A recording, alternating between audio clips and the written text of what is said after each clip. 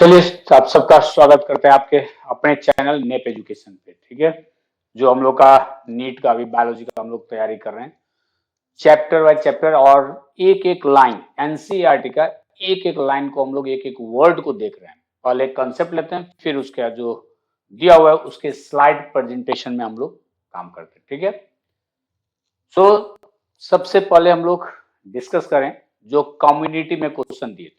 Community में दिए थे तो पढ़ाए भी थे क्लास में, और उसके बाद क्वेश्चन दिया गया urine of the human is dash to plasma. Right, जिस दिन हम ये बना रहे हैं उस दिन 45 आंसर्ड है, यानी 45 पार्टिसिपेंट है, 45 स्टूडेंट्स है, तो जो भी परसेंटेज है वो उसी 45 में से है। ठीक है, इसमें क्या है, एक है हाइपोटोनिक जो कि दे आर 2%, आइसोटोनिक 0%, बहुत ही अच्छा, और hypertonic that is the what 98% student support किया, तो हाइपरटोनिक होता है, रियली हाइपरटोनिक ही होता है। और खुशी की बात है ज्यादा स्टूडेंट इसी को आप दिए, क्योंकि ये 4 टाइम्स मोर कंसंट्रेटेड होता है। बात किए थे जो 2% है वो फिर से सुन लीजिए, क्या था, किडनी में बताए थे जो कॉर्टेक्स रीजन में 300 और इनर मेडुला में 1200 मिली ऑस्मोलैरिटी पर लीटर होता है, जबकि यहाँ 300 जो कि प्लाज्मा के बराबर है। जब यूरिन इनर मेडुला में आता है, यहीं से बाहर आता है, वो 1200 करने का मतलब 4 times more concentrated than the plasma, इसलिए वह हाइपरटोनिक होता है, हाइपोटोनिक नहीं होता है। ठीक है, तो जो 2% किए थे वो भी अपने आप को इम्प्रूव कीजिए। और फिर आज हम लोग अब बात करते हैं regulation of the kidney. Kidney कैसे फंक्शन करता है, जीएफआर अगर कम होता है किस तरह से मैकेनिज्म होता है, उसको हम लोग आज बात करते हैं। ठीक है, तो लेट्स कम, अब पहले कंसेप्ट ले लें, उसमें के बाद कंसेप्ट के बाद हम लोग जाएंगे इसमें, कंसेप्ट लेने के बाद जाएंगे स्लाइड में, और जो स्लाइड आपको एक एक चीज को हम लोग एक्सप्लेन करेंगे जो बुक में है उसी चीज को, लेकिन पहले हम लोग यहाँ पे स्लाइड कंसेप्ट देख लें। ठीक है, होता क्या है, एक हाइपोथैलेमस, हाइपोथैलेमस, ठीक है, ब्लैक को छोड़ के व्हाइट ले लेना, नहीं ब्लैक हो सकता है क्लियर नहीं होता, हाइपोथैलेमस, थैलेमस। ठीक है, हाइपोथैलेमस में क्या होता है, एक ऑस्मो रिसेप्टर्स, क्या होता है, ऑस्मो रिसेप्टर्स, जो कि ब्लड के ऑस्मोटिक प्रेशर के हिसाब से स्टूमुलेट होता है, ऑस्मो रिसेप्टर्स होता है, जो कि है कहां पे, इन द हाइपोथैलेमस। होता क्या है, जिस दिन हम लोग ज्यादा पानी पी लिए, more amount of water intake किए, तो क्या होता है, ब्लड वॉल्यूम बढ़ता है, राइट, बॉडी फ्लूइड वॉल्यूम बढ़ सकता है, आयनिक जो कंसंट्रेशन है वो डिस्टर्ब हो सकता है। तो जब हम लोग का ब्लड वॉल्यूम बढ़ता है तो ये ऑस्मो रिसेप्टर सेल, क्योंकि जब आप पानी ज्यादा पिएंगे तो ऑटोमेटिकली क्या होता है, osmotic pressure of the blood जो होता है वह कम होता है, राइट, वह कम होगा तो osmoreceptor cell will not be the stimulated. ये ऑस्मो रिसेप्टर सेल जो है ये स्टिमुलेटेड होता है कहां से, ये स्टिमुलेटेड होता है by the osmotic pressure of the blood. तो ब्लड में जब ऑस्मोटिक प्रेशर बढ़ेगा उस कंडीशन में क्या होता है, उस कंडीशन में ये ऑस्मो रिसेप्टर सेल स्टिमुलेट होगा। ठीक है, वह होता कैसे है, तो चलिए पहले हम लोग बात करें, ये ऑस्मो रिसेप्टर सेल, जैसे अगर इनटेक ऑफ वाटर, हम लोग पानी क्या किए, इनटेक ऑफ वाटर, ठीक है, लेस किए, पहले लेस में जाए तब पता चल जाएगा मोर में क्या होगा। होता है किसी किसी दिन हम लोग पानी कम पीते हैं, ठीक है, तो जब आप पानी कम पीजिएगा तो क्या होगा, उस दिन क्या होगा, यूरिनेशन यानी न्यूट्रिशन जो करते हैं हम लोग, जो पेशाब करते हैं, उसका नंबर कहिए, अमाउंट कहिए, वह कम हो जाता है। या सीजन के हिसाब से जोड़ेंगे तो समर सीजन में जो हम लोग का न्यूट्रिशन होता है, नंबर ऑफ द यूरिनेशन होता है, वह कम होता है। कम होने का कारण क्या है?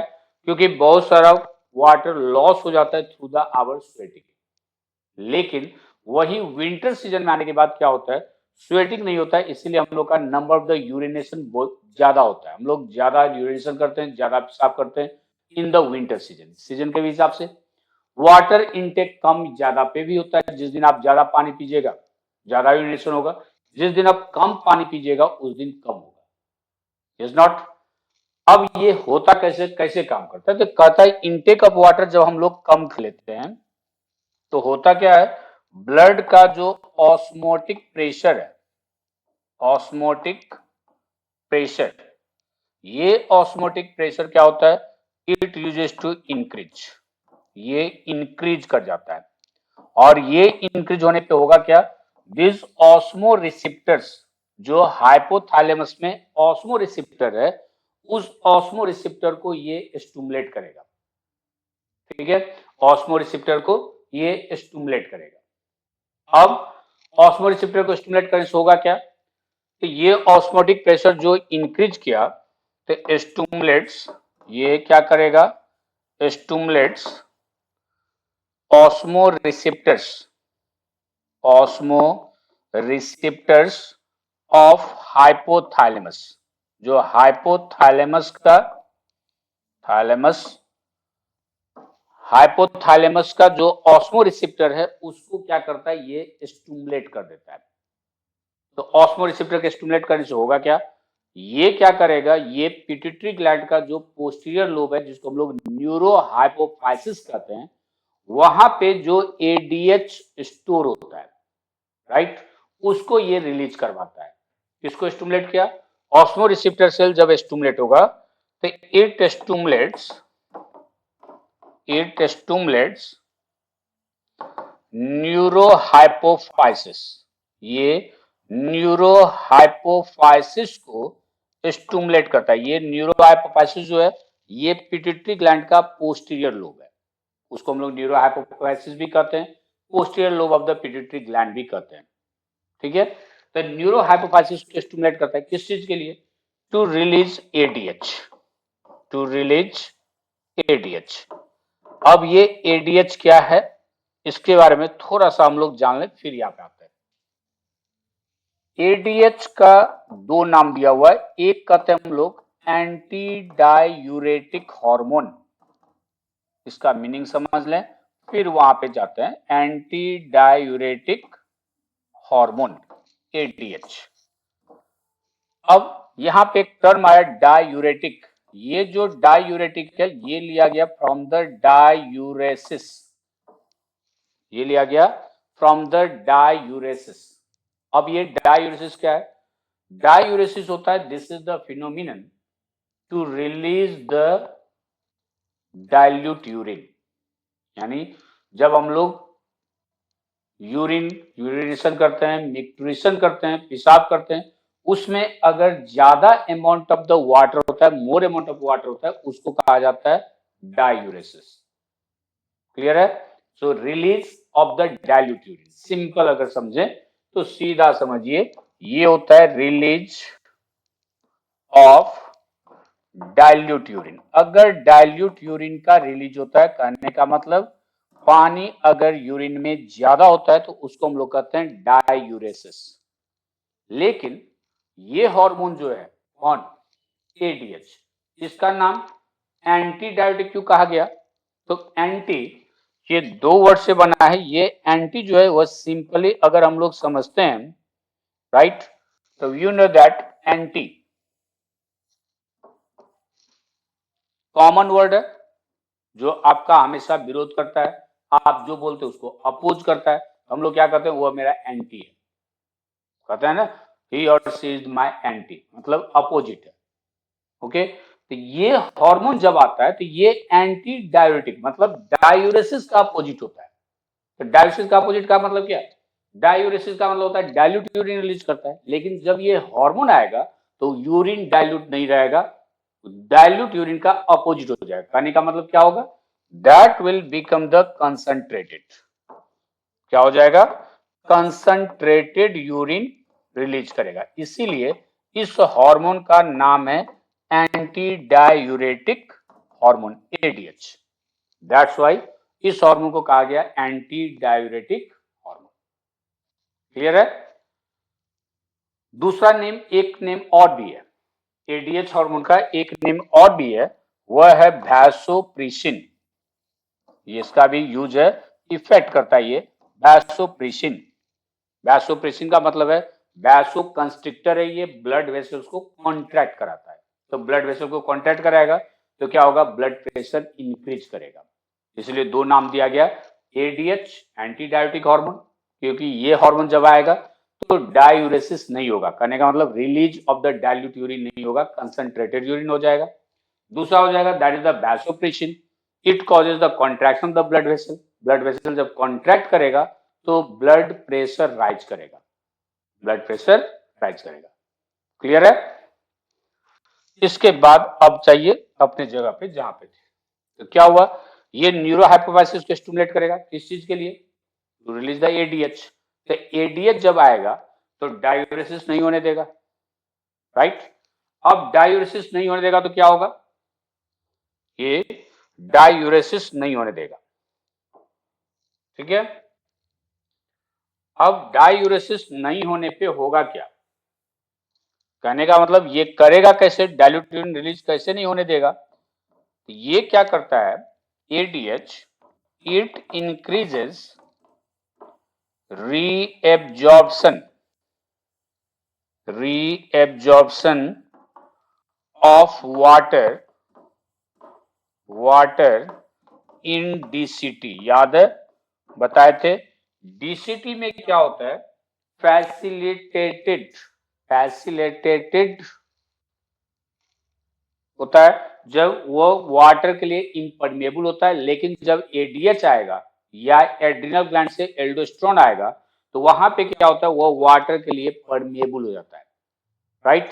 तो एडीएच क्या करता है, जो हम लोग का बोमेंस कैप्सूल है, पीसीटी है, लूप ऑफ हेनली है, यहाँ डीसीटी है, ये आके यहां से वाटर एब्जॉर्प्शन को बढ़ा देगा। तो वाटर एब्जॉर्प्शन जब बढ़ा दिया तो लॉस ऑफ द वाटर कम हो जाएगा, तो यूरिन क्या हो जाएगा, कंसंट्रेटेड हो जाएगा और वाटर आपके बॉडी में कंजर्व हो जाएगा। जब आप सप्लाई वाटर कम देंगे तो क्या होगा, वहां से वाटर को एब्जॉर्ब किया और उस वाटर के एब्जॉर्प्शन के कारण क्या किया, वाटर को एब्जॉर्ब करने के बाद वाटर को रिटर्न बैक कर दिया ब्लड में, यूरिन कंसंट्रेटेड हो गया, इसलिए नाम देते हैं इसको एडीएच। ठीक है, इस तरह से एक फंक्शन हम लोग के किडनी में हो जाता है according to the amount of water. इसी को अपोजिट कर ले, क्या है, इनटेक ऑफ वाटर अगर हम लोग मोर करेंगे, ज्यादा करेंगे, राइट। अगर इसको हम लोग ज्यादा लिए तो क्या होगा, अगर मोर ज्यादा लिए तो ऑस्मोटिक प्रेशर क्या होगा, ये डिक्रीज कर जाएगा। ये डिक्रीज होगा तो क्या होगा, stimulate the osmoreceptor of the hypothalamus, ये स्टिमुलेट नहीं होगा। ये स्टिमुलेट नहीं हुआ तो न्यूरोहाइपोफाइसिस से स्टिमुलेट नहीं होगा, वो एडीएच रिलीज नहीं करेगा, जिसके कारण reabsorption of water in DCT क्या होगा, वो डिक्रीज हो जाएगा या नहीं होगा। तो वाटर रीएब्जॉर्प्शन यहाँ नहीं हुआ तो ज्यादा वाटर क्या होगा, यूरिन के थ्रू बाहर निकल जाएगा and urine will become the dilute. Clear. ये एक फिनोमिनन होता है जो कि रेगुलेशन करता है किडनी का। ओके, अब दूसरा आइए,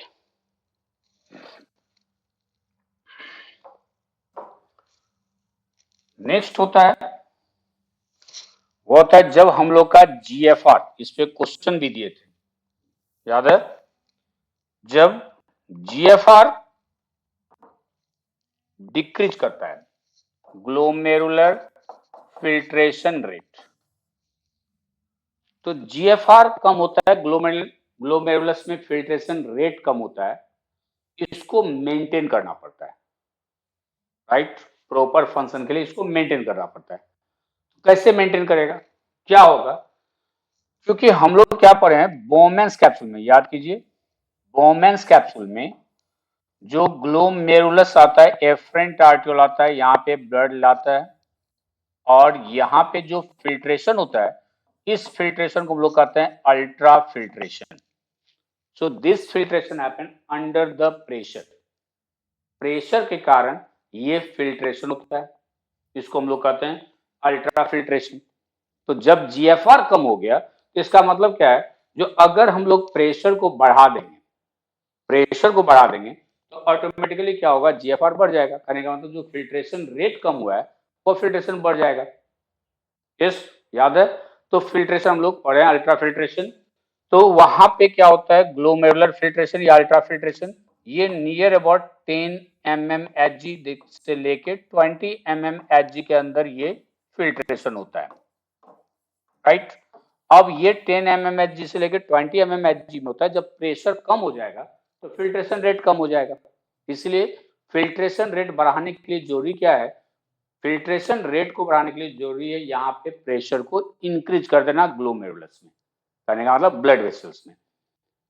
तो एक काम एडीएच, जो अभी हम तुरंत हम लोग डिस्कस किए, एडीएच का एक नेम, दूसरा नेम हम लोग देते हैं वैसोप्रेसिन।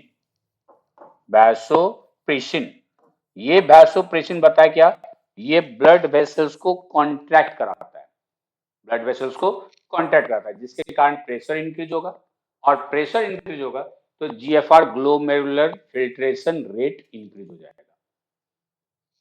ठीक है, तो एक काम ये वैसोप्रेसिन कर देता है। दूसरा काम क्या होता है, जब जीएफआर कम होता है देन रेनिन सीक्रेट होता है by the JG cell, juxtaglomerular cell, या कहते हैं हम लोग जेजीए, जक्स्ट्रा ग्लोमेरुलर एपरेटस। याद कीजिए, जैसे ही जीएफआर कम होता है तो ये जेजी सेल जो होता है वह एक्टिवेट होता है और ये क्या करता है, it start to secrete the renin, ये रेनिन सीक्रेट करता है। अब रेनिन का काम क्या है, रेनिन क्या करता है, जो ब्लड में एंजियोटेंसिनोजेन इनएक्टिव फॉर्म में है, एंजियोटेंसिनोजेन जो इनएक्टिव फॉर्म में है उसको ये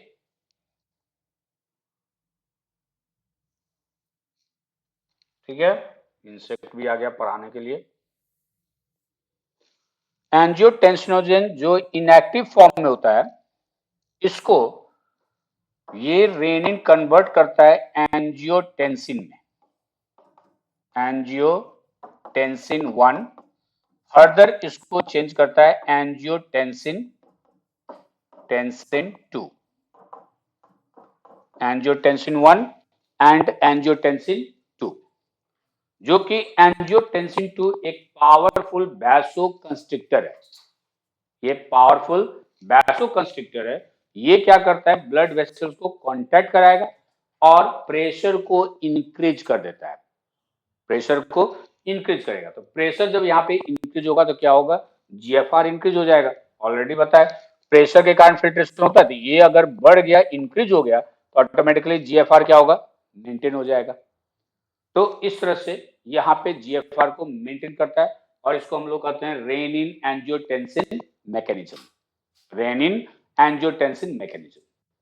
ओके, लेकिन ये जो प्रोसेस हुआ ये तो जीएफआर को इंक्रीज किया, लेकिन अगर जीएफआर इंक्रीज ही रहेगा, कहने का मतलब ये प्रेशर कम बढ़ाते जाएगा, ब्लड वेसल को कॉन्ट्रैक्ट कराते जाएगा, तो ये अगर होगा तो फिर मेंटेन कैसे होगा, तो मेंटेन करने के लिए कहीं ना कहीं तो फीडबैक सिस्टम चाहिए। अब वो फीडबैक सिस्टम कहाँ है, जैसे हाइपोथैलेमस के बारे में बताया, जब हम लोग इसमें आते हैं तो होता क्या है, जब वाटर एब्जॉर्ब करते जाएगा तो osmotic pressure of the blood क्या होगा, डिक्रीज कर जाएगा या मेंटेन हो जाएगा। मेंटेन हो गया तो osmoreceptor cell inactive रहेगा, जिसके कारण अब एडीएच सिक्रेशन नहीं होगा। ठीक है, इस तरह से ये हो जाता है। लेकिन एंजियोटेंसिन में कैसे होगा, तो एंजियोटेंसिन में क्या होता है, ये जो जीएफआर बढ़ा देता है तो यहाँ पे अब the role of the heart आता है, रोल ऑफ हार्ट। हार्ट क्या करेगा, हार्ट करता है क्या, जब ब्लड सप्लाई एट्रियम में इंक्रीज होगा, प्रेशर बढ़ा, ब्लड सप्लाई, ब्लड फ्लो बढ़ा, तो एट्रियम में क्या होता है, ज्यादा स्ट्रेस होता है, स्ट्रेस होगा, ब्लड अगर ज्यादा अमाउंट में फ्लो होता है वहां पे तो एट्रियम का वॉल ज्यादा स्ट्रेस होगा, तो वहां पे होता है स्ट्रेस रिसेप्टर्स, जो कि स्ट्रेस होने पे एक्टिव होता है। और वो जो एट्रियम के वॉल में स्ट्रेच रिसेप्टर है, स्ट्रेच रिसेप्टर, ये क्या करता है, it uses to secrete the ANF, atrial atrial natriuretic natriuretic factor, ये रिलीज करेगा वॉल ऑफ द एट्रियम। जब ब्लड फ्लो बढ़ेगा, एट्रियम स्ट्रेस करेगा, तो क्या होगा, ये एएनएफ रिलीज करेगा, एट्रियल नाइट्रियूरेटिक फैक्टर। ओके, इसका काम क्या है, ये है वैसोडायलेटर। ये एएनएफ जो है ये है वैसोडायलेटर। ये क्या करेगा, ब्लड वेसल्स को जो कॉन्ट्रैक्ट सब कर रहा है मिलके, ये क्या करेगा, उसको एक्सपैंड करेगा, यानी फैला देगा।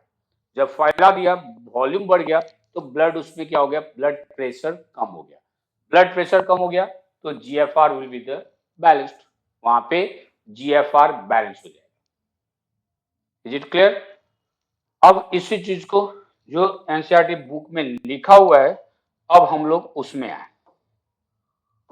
ठीक है, स्लाइड में अब वन बाय वन हम लोग देखते जाए क्या सब है, जितना पढ़े वो सब है कि नहीं। तो लेट्स कम, कहता है द फंक्शनिंग, एक एक लाइन को देखते जाएं, एक एक वर्ड को। The functioning of the kidney is efficiently monitored and regulated by hormonal feedback mechanism involving the hypothalamus, JGA, and to a certain extent the heart.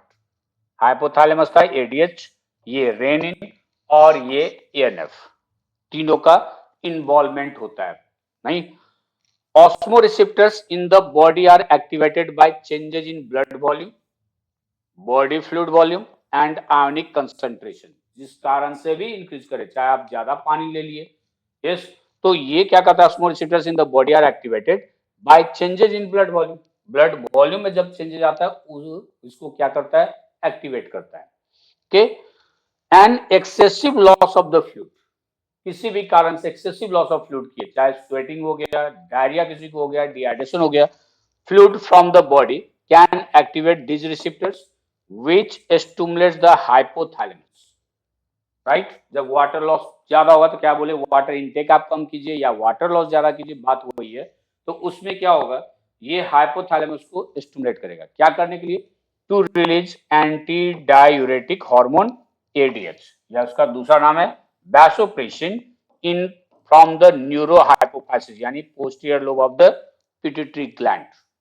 Pituitary gland का दो पार्ट होता है, adeno hypophysis and neuro hypophysis. ठीक है, इसके बाद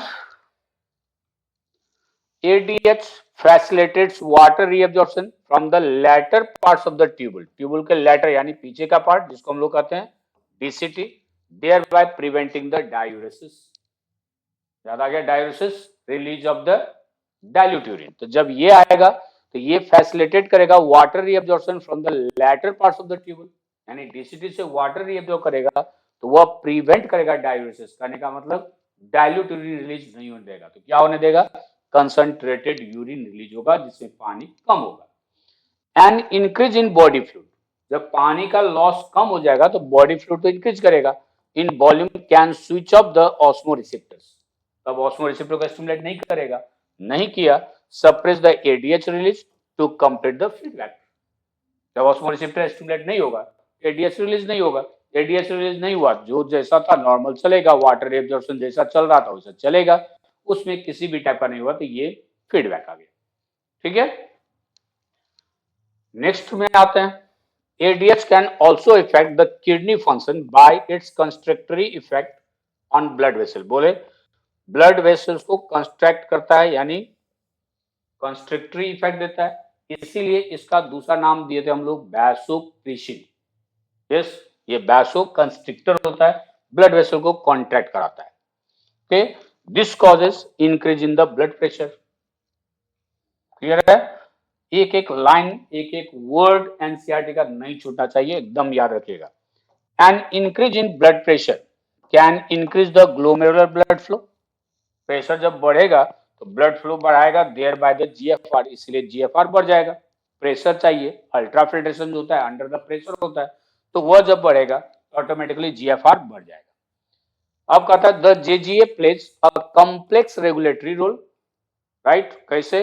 अ fall in glomerular blood flow या glomerular blood pressure, GFR can activate the JG cell, JG cell को एक्टिवेट करेगा to release the renin, renin release करेगा विच कन्वर्ट्स एंजियोटेंसिनोजन जो blood में इनएक्टिव फॉर्म में होता है to angiotensin 1 and further to angiotensin 2, उसमें कन्वर्ट कर देगा इसको। एंजियोटेंसिन 2 क्या करेगा? बीइंग ए पावरफुल वैसोकंस्ट्रिक्टर है, right, increases the glomerular blood pressure and thereby GFR. Vasoconstrictor है, ब्लड वेसल को कॉन्ट्रैक्ट करा देगा, तो ऑटोमेटिकली क्या होगा? जीएफआर बढ़ जाएगा। प्रेशर ज्यादा होगा तो फिल्ट्रेशन ज्यादा होगा, right. Angiotensin 2 also activates adrenal cortex, ये एक दूसरा काम भी करता है, शायद मिस कर गया था, फिर भी जान लीजिए। एड्रिनल कॉर्टेक्स को भी स्टिमुलेट करता है, क्या, किस चीज के लिए? To release the aldosterone, aldosterone. ये एल्डोस्टेरोन क्या करेगा? ये डीसीटी से, जो हम लोग पढ़े ये पीसीटी, लूप ऑफ हेनली और डीसीटी, यहां से ये सोडियम आयन और वाटर के एब्जॉर्प्शन को बढ़ा देगा, तो ये भी क्या करेगा? ब्लड प्रेशर को बढ़ाएगा, राइट। जब किसी भी लिक्विड में, फ्लूइड में ऑटोमेटिकली सॉल्यूट बढ़ेगा तो प्रेशर बढ़ जाएगा, डेंसिटी बढ़ेगा।